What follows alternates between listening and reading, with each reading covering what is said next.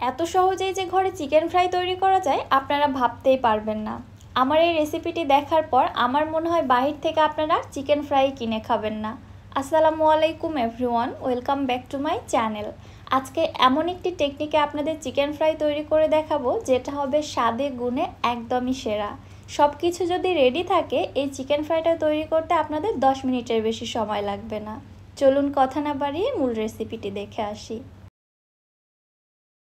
বিসমিল্লাহ।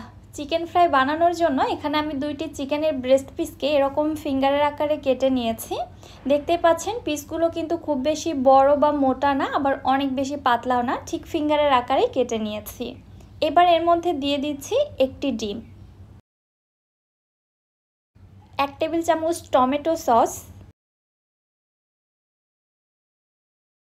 1 চা চামচ লাল মরিচের গুঁড়া, হাফ চা চামচ কালো গোলমরিচের গুঁড়া, হাফ চামচ আদা বাটা, হাফ চামচ রসুন বাটা, স্বাদ মতো লবণ। লবণটা এখানে অবশ্যই বুঝে দিবেন কারণ এখানে সয়া সস ব্যবহার করা হবে। সয়া সসে কিন্তু পর্যাপ্ত পরিমাণে লবণ থাকে। দিয়ে দিলাম 1 চামচ সয়া সস এবং 1 চামচ লেবুর রস। লেবুর রসটা ব্যবহার করলে চিকেনের মধ্যে থেকে চিকেনের আর কোনো বাজে স্মেল আসবে না। ব্যাস এটুকুই মশলা, এখানে আর কোনো মশলা যাবে না। এবারে সব মশলাগুলো চিকেনের সঙ্গে খুব ভালোভাবে ম্যারিনেট করে রেখে দিচ্ছি। ম্যারিনেট করে আপনারা চাইলে চিকেনগুলোকে রেস্টে রেখে দিতে পারেন, তবে আমি রেস্টে রাখবো না, ইনস্ট্যান্ট তৈরি করব। পরবর্তী যেটুকু প্রসেসিং রয়েছে জাস্ট ওটুকু সময় রেস্টিংয়ে থাকবে। এক সাইডে রেখে দিচ্ছি।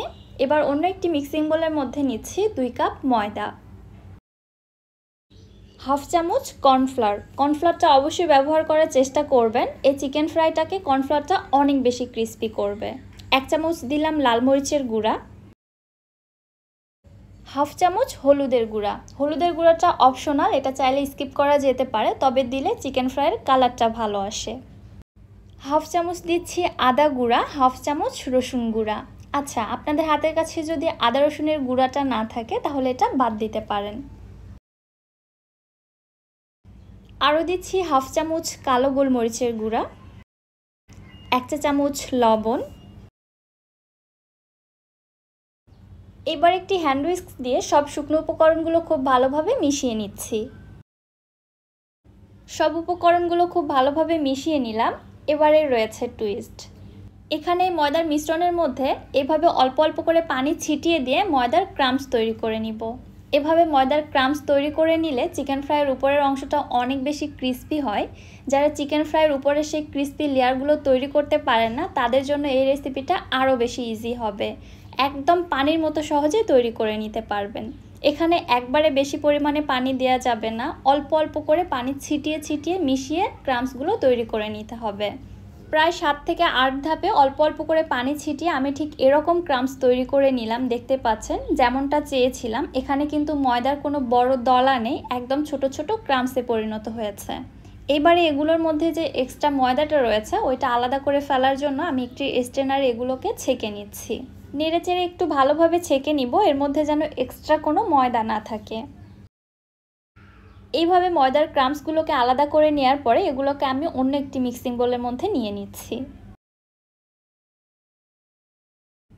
ম্যারিনেট করা চিকেন থেকে 1 পিস করে চিকেন নিয়ে এবারে ময়দার ক্রাম্বসের মধ্যে কোট করে নিচ্ছি। যেহেতু ম্যারিনেশনের সময় চিকেনের ডিম ব্যবহার করেছি এজন্য আর এখানে এক্সট্রা কোনো লিকুইড কোটিং দিতে হবে না, সরাসরি এইভাবে কোটিংটা করে নিলেই হবে, কারণ চিকেনের গায়ে কিন্তু অনেক ময়েশ্চার রয়েছে।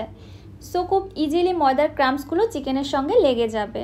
এইভাবে একে একে চিকেনগুলো কোটিং করে আমি সরাসরি তেলে ভেজে নিচ্ছি। চুলায় একটি প্যানের মধ্যে পর্যাপ্ত পরিমাণে তেল দিয়েছি। তেলটা গরম হয়ে আসলে একে একে চিকেন পিসগুলোকে এর মধ্যে দিয়ে দিচ্ছি।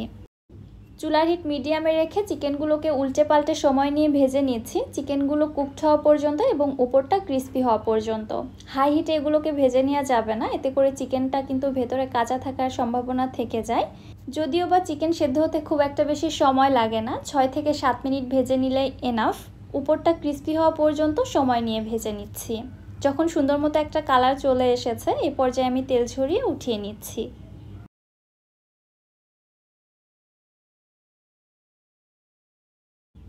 মাশাআল্লাহ, দেখতেই পাচ্ছেন চিকেন ফ্রাইগুলো কত বেশি লোভনীয় হয়েছে।